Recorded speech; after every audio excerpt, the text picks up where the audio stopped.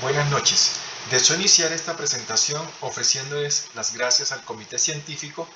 organizador, en especial por la deferencia de su gentil invitación, haciendo extensivo mi respetuoso saludo a las demás personas ponentes. Mi conferencia se ha denominado Rehabilitación endotelial en la mujer con disfunción sexual. El endotelio juega un papel importante en el mantenimiento de la homeostasis vascular y en la regulación de la función de los vasos sanguíneos. Dada la alta prevalencia de enfermedades cardiovasculares, la detención temprana definitivamente es crucial. Por eso, la atención científica contemporánea se ha centrado en diferentes alternativas de rehabilitación endotelial, en especial lo que tiene que ver con las personas que presentan algún grado de disfunción sexual. Esta conferencia no compromete a ninguna de las asociaciones científicas a las cuales pertenezco o represento, como la Academia Nacional de Medicina, la Academia Internacional de Sexología Médica y ATOR, la clínica sexológica de la cual soy el director científico. No estoy recibiendo honorarios, soy autónomo tanto en las revisiones como en las opiniones y las recomendaciones finales están en beneficio de los interesados. El endotelio forma la superficie interna que recubre la cara luminal de los vasos sanguíneos y está formado por una monocapa de células endoteliales cuya superficie de un adulto normal es de aproximadamente 400 metros cuadrados, con un peso cercano más o menos a los 1500 gramos. Por eso es considerado como un verdadero órgano secretante. De hecho, se le asigna como una glándula endocrina, siendo la más grande de nuestra economía corporal. Dentro de las funciones que tiene el endotelio vascular, es clara que tiene producción y liberación de sustancias vasoactivas, inhibición de la agregación plaquetaria, transducción de fuerzas mecánicas, adhesión de células mononucleares y polimorfonucleares, superficie antitrombótica profenolítica, migración de células mononucleares y polimorfonucleares, permeabilidad vascular, control y crecimiento y migración del músculo liso vascular y control vasomotor. Es decir que adicional a sus funciones de barrera biológica y transporte bidireccional, afecta su entorno liberando mediadores que regulan tanto el tono vascular con la interacción con plaquetas, monocitos, leucocitos, entre otros, la coagulación y el crecimiento del músculo liso vascular, como les he mostrado. De esta forma, el endotelio normal inhibe la vasoconstricción, interviniendo en la regulación del flujo sanguíneo capilar y el intercambio a nivel de los tejidos. Inhibe además el estado funcional normal, aquellos procesos trombóticos, la adhesión plaquetaria y las macromoléculas y el engrosamiento de la capa media vascular. Es decir, que las funciones del endotelio definitivamente son significativas y bastante amplias. La homeostasis vascular implica necesariamente un balance altamente regulado entre un estado vasodilatador o de relajación y uno de vasoconstricción o de contracción, el cual con frecuencia se asocia con propiedades antioxidantes, vasodilatadoras, antiinflamatorias y antitrombóticas. Y por el otro lado, el estado vasoconstrictor, que está asociado a un estado prooxidante, proinflamatorio y protrombótico. Entonces eso lo vamos a ver a través de las células endoteliales que tiene el músculo liso. Existen definitivamente una serie de sustancias que son liberadas a nivel endotelial cuando las células no están activadas, que expresan actividad anticoagulante, profilinolítica, adhesión leucocitaria, citoquinas, adhesividad de proteína, antifibrinolítico, procoagulante, proteínas vasoactivas vasodilatadoras y vasoconstrictoras. Y que cuando hay un proceso de daño o de activación endotelial, se expresa actividad procoagulante, proadhesiva y vasoconstrictora a través de todos estos mediadores. El óxido nítrico, pues definitivamente no es más que el resultado de la síntesis de L-arginina a través del óxido nítrico sintetasa con la citrulina, para liberar el óxido nítrico que produce la relajación del músculo liso vascular. Dentro de las acciones que tiene el óxido nítrico, tenemos que entender que está la producción de este constituye la base del mecanismo de relajación del endotelio. Sin embargo, además vienen efectos antiproliferativos y de migración de células del músculo liso vascular, antiagregante plaquetario, profilinolítico, efecto antiapoptótico y antiinflamatorio. Además de ello, tiene efectos de antiinflamación y antioxidante, es decir, que tiene unos efectos bastante amplios desde el punto de vista de protección endotelial. Los estudios demuestran la correlación entre la función endotelial en las arterias coronarias y la función endotelial en las arterias periféricas. De ese desbalance entendemos entonces de dónde viene la diferenciación de sus calibres, que es lo que definitivamente va a redundar en que hay una alteración de la función sexual en las personas, y específicamente lo que tiene que ver con las mujeres que presentan condiciones de enfermedades cardiovasculares crónicas. Esto es de vital importancia para mantener la hemodinamia y la integridad de la función sexual. Está más que claro que se estima que para el año 2025 las muertes por enfermedades cardiovasculares aumentarán entre un 15 a un 20%, y para el año 2030 morirán cerca de 23 millones de personas, pronosticándose que seguirá siendo la principal causa de muerte a nivel mundial. En estos momentos sabemos que el 28% de las enfermedades cardiovasculares son la primera causa de mortalidad, seguida por las agresiones u homicidios y las neoplasias 16.2 respecto a lo que tiene que ver con Colombia. Sin embargo, uno de los factores más importantes para explicar el impacto en la carga de enfermedades y de mortalidad por enfermedades cardiovasculares son los cambios demográficos que estamos viviendo en la actualidad. De hecho, actualmente las personas en el planeta tienen una mayor esperanza de vida, lo que le permitirá que un número mayor de ellas va a envejecer y lo suficientemente como para desarrollar enfermedades cardiovasculares. De hecho, se espera que para los próximos 20 años las mujeres estén viviendo alrededor de unos 84 o 87 años en nuestro país.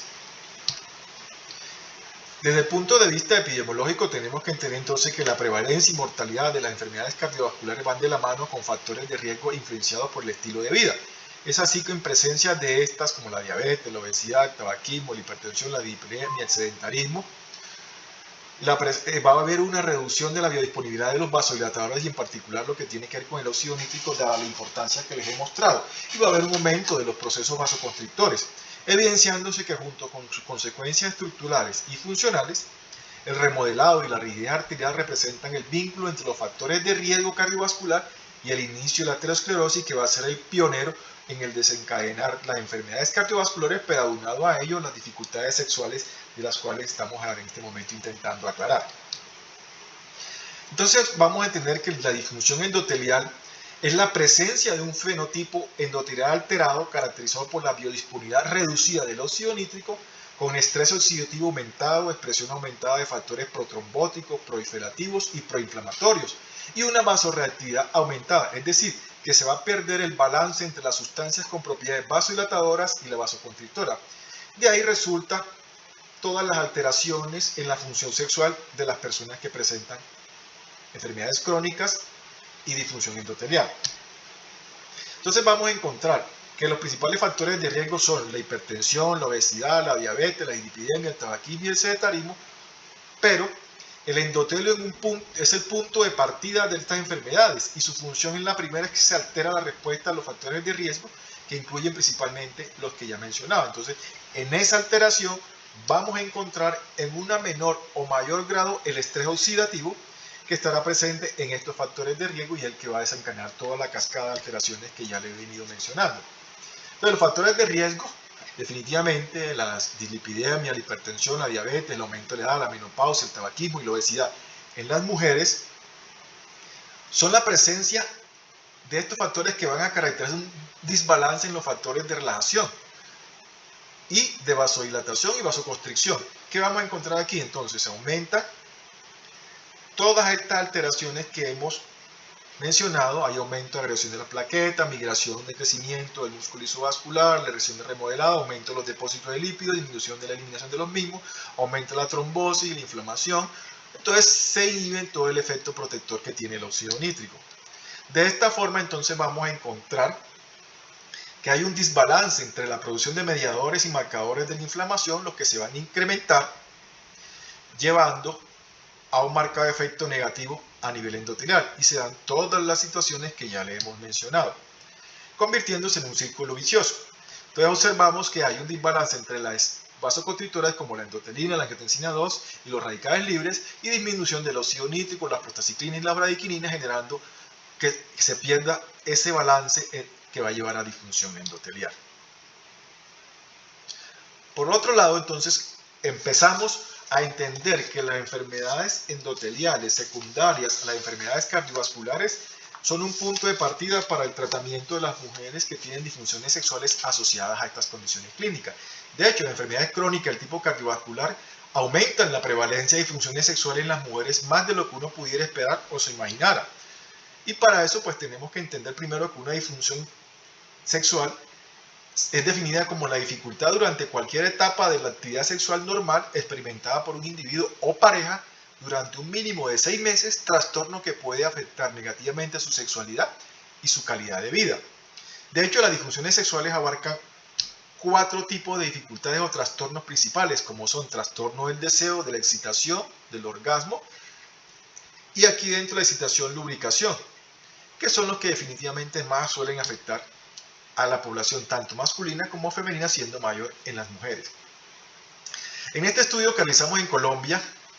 en un total de 72.894 mujeres candidatas a ingresar, se analizaron finalmente 50.991, equivaliendo al 69.9% de la muestra, con una edad promedio de 30.9 años, con una desviación estándar de 10.8, con edades comprendidas entre los 18 y 72 años, y encontramos que la prevalencia de disfunciones sexuales en el grupo estudiado fue del 32.9%, es decir, que una de cada 3 mujeres en Colombia tiene un trastorno sexual o una dificultad sexual. Cuando evaluamos la puntuación del índice de función sexual femenina, encontramos un valor de 24.07, cuando el valor normal está por encima de 26.55 para no considerarlo como riesgo de que una mujer tenga una disfunción sexual. Por otro lado, se presentaron dificultades con el deseo en el 32.9%, seguido por el trastorno de orgasmo con el 21.9% y trastorno de excitación y lubricación, que sumando los dos nos da alrededor de 31%. Además, encontramos que la mediana de disfunciones sexuales por mujer fue de 2, es decir, que una sola mujer podía tener 2 disfunciones sexuales. Pero cuando buscamos la división entre las mujeres mayores de 40 años y las menores de 40 años, cuando hicimos esa comparación, encontramos que las mujeres de más de 40 años, la prevalencia de disfunciones sexuales es del 38.4%, es decir, que sube alrededor de 5% más los trastornos sexuales en las mujeres mayores de 40 años, predominando el trastorno del deseo con el 23% y dificultades con el orgasmo 11.7%. Y esto hace que en estas mujeres además tengamos 3 disfunciones sexuales por mujer, mientras que en las menores de 40 años son 2 disfunciones sexuales por mujer. Sin embargo, cuando evaluamos la presencia de enfermedades crónicas con riesgo cardiovascular como la hipertensión, encontramos 39 a 48% de disfunciones sexuales, en las diabéticas de 45 a 72%, en las mujeres con dislipidemia de 42 a 69%, las que eran fumadoras de 51 a 78%, aquí mujeres fumadoras eran las que fumaban más de 3 cigarrillos por día. Menopausia, la mujer en la menopausia tiene disfunciones sexuales entre un 48 y un 87%, y la obesidad entre un 36 a 63%. Entonces observamos que las mujeres que tienen enfermedades cardiovasculares o que tienen factores de riesgo adicionales tienen más dificultades sexuales que las mujeres que están sanas. Entonces podemos entender que el daño endotelial genera una serie de alteraciones que constituye un puente donde se conectan enfermedades cardiovasculares y un proceso aterosclerótico. Y una vez que este se ha desarrollado, participa en complicaciones secundarias como las disfunciones sexuales y al final la muerte. La disfunción endotelial pues se encuentra asociada a la edad, eso sí es obvio. Es un proceso complejo donde se libera una serie de biomarcadores específicos, los cuales son usados como potenciales predictores de disfunción endotelial. Entonces envejecemos en la medida que lo hace nuestro endotelio, pero ese envejecimiento y ese daño es mayor cuando estamos frente a una serie de condiciones clínicas que llevan a una disfunción endotelial. Y en este abanico de alternativas o de presencia, más bien, en esta sombrilla de enfermedades como la diabetes, la hipertensión, el tabaquismo, el déficit estrogénico, la lipidemia, la hiperhemocestinemia, los procesos infecciosos, inflamatorios y la obesidad, por no mencionarlas todas,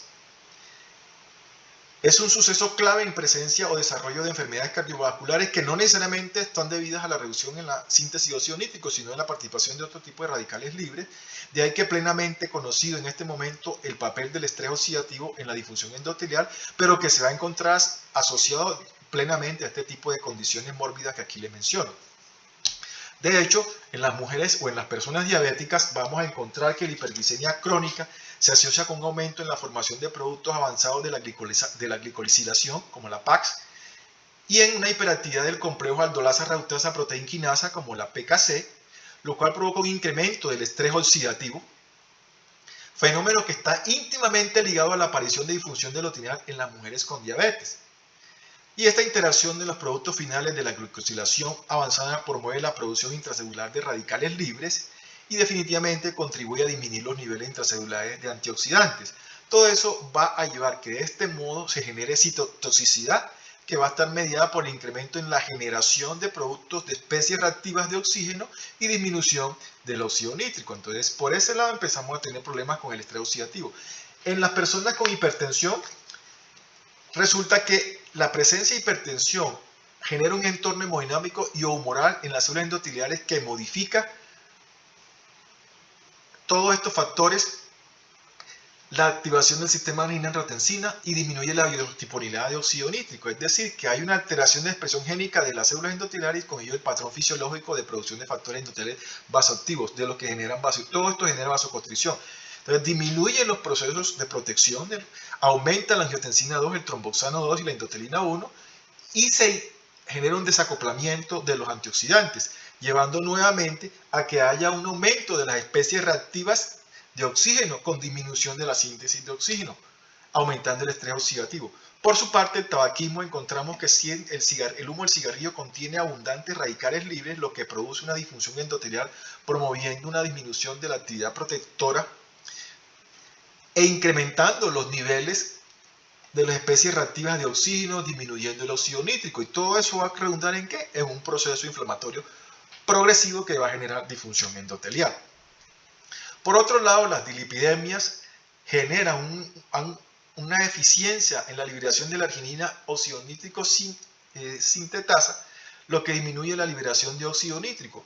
generando un exceso de endotelinas que va a llevar a más vasoconstricción y además promueve la inflamación por irritación de células y trombosis, lo que redunda en más aterosclerosis. De hecho, se ha demostrado que a la dislipidemia se le atribuye un importante papel en el inicio y progresión del proceso aterogénico debido a las lipoproteínas de baja densidad oxidasa, que va a llevar a más liberación de radicales libres, disminución de óxido nítrico y mayor alteración desde el punto de vista vasoconstrictor, lo que va a venir actuando produciendo disfunción endotelial y aumento de la adherencia celular,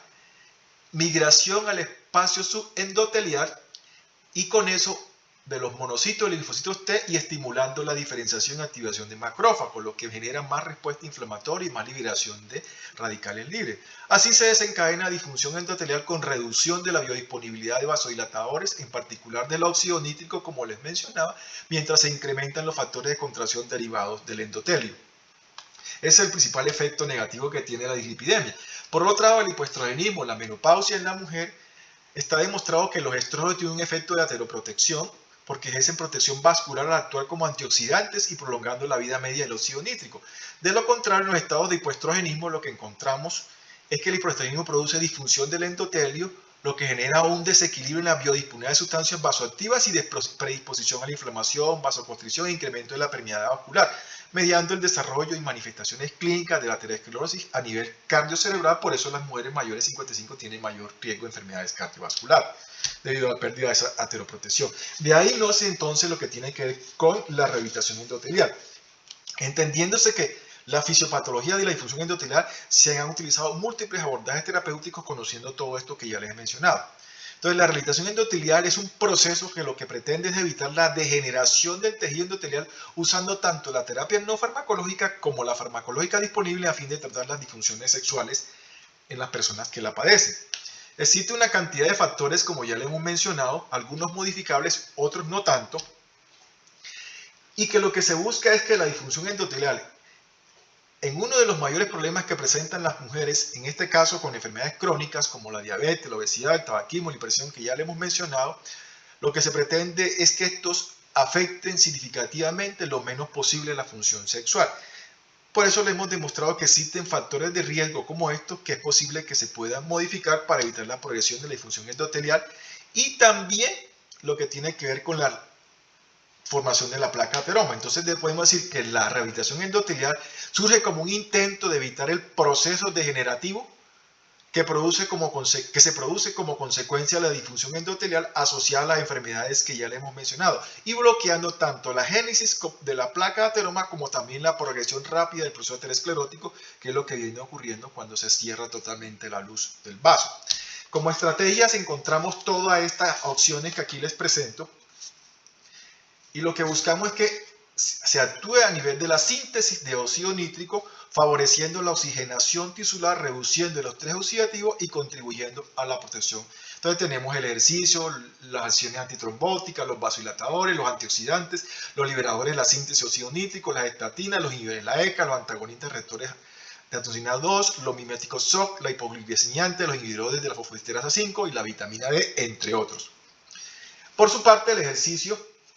lo que hace es que actúa produciendo protección de todas aquellas acciones que generan disfunción endotelial, aumentando la adherencia y la migración al espacio endotelial de los monocitos linfocitos T de manera contraria a lo que sucede en el estrés oxidativo. Y lo otro evita la estimulación de la diferenciación de activadores en macrófago. Así, de esta manera se desencadena la disfunción endotelial, que es lo que ya hemos venido mencionando anteriormente. El ejercicio lo único que hace es que está demostrado que genera un impacto aeróbico sobre la disfunción endotelial al provocar alteraciones significativamente protectoras en la función del endotelio, ya que induce una respuesta de adaptación caracterizada por la disminución de marcadores de daño generados por el estrés e incremento de la respuesta antioxidante, que definitivamente es lo que hace el ejercicio aeróbico.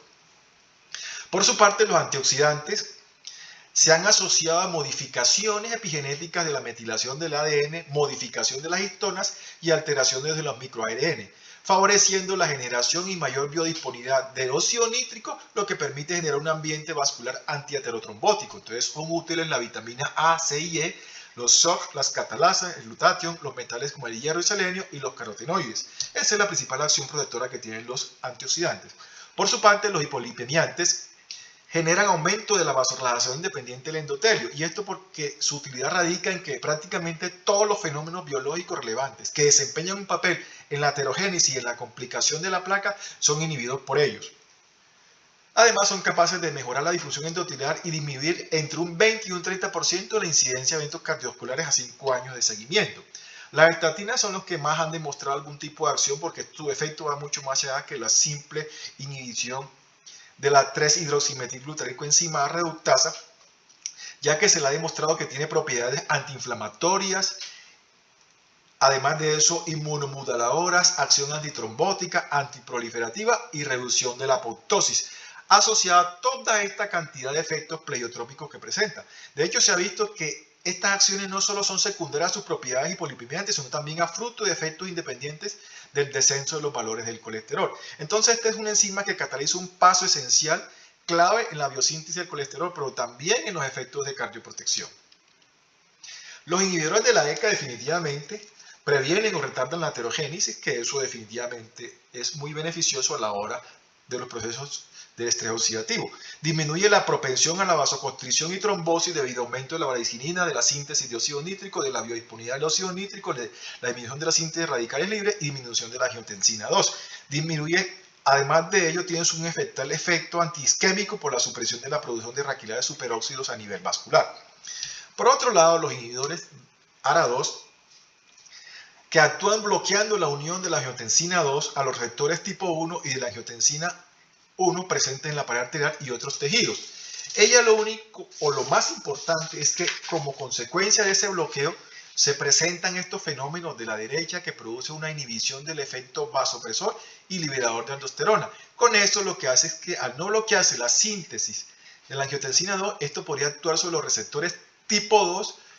de la angiotensina que producen vasodilatación y otros efectos beneficiosos como angiogénesis, aumento de los conductores del potasio, vasodilatación,